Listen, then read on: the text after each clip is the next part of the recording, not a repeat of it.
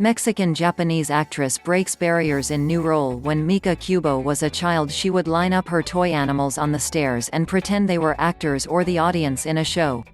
Kubo was born in Berkeley, California, but she and her family moved to Quintana Roo, Mexico, near Cancun, when she was 1 month old. Her mother is Japanese. Her father is of Japanese descent, but several generations ago his family immigrated to Mexico, where he was born. Kubo grew up speaking Spanish and benefited from the riches of both of her parents' cultures, including the food that they ate. I mean, literally, maybe hundreds of people at my house congregated at the time, and my mom would cook these like ginormous meals of Japanese food, sometimes Mexican food, sometimes making yakisoba and, sushi and all these different things, Kubo said. But even though food created a sense of community, for Kubo, it also highlighted the challenges of growing up among two cultures. Uncomfortable. Sometimes it was a little microaggression.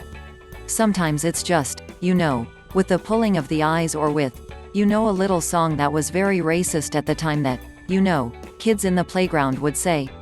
She moved back to the US at the age of 12 and learned English from taking ESL classes. She said her mom always told her she was born for the arts and enrolled her in theater and dance classes. But her desire for performance took a turn when she entered college, where she learned, after being bullied as a child, that speaking up for what's right is the right thing to do. I actually studied peace and conflict studies at UC Berkeley, and I went into more, like, humanitarian work and social activism for the first half of my career, said Kubo.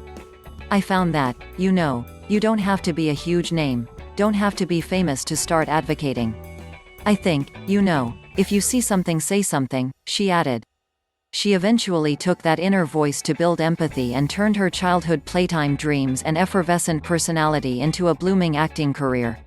Just within the last 3 years, the rising star captured roles in the Transformers movie, Bumblebee, Netflix's Moncart, Float, on Disney Plus, and major household name brand commercials like Apple and Pepsi. And in her latest role in the hit Telemundo dramedy, La Suerte de Loli, or Loli's Luck, Kubo is doing just what she aims to do, by being cast in a role that she believes is breaking stereotypes. Kubo is sharing the screen with big-name telenovela stars Silvia Navarro, Gabby Espino, and Osvaldo Benavides.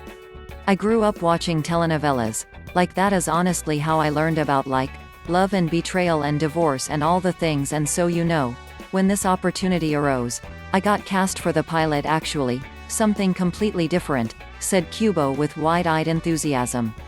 In her new role in La Suerte de Loli, Kubo plays the best friend of Paulina, Gabby Espino, and said she doesn't feel typecast.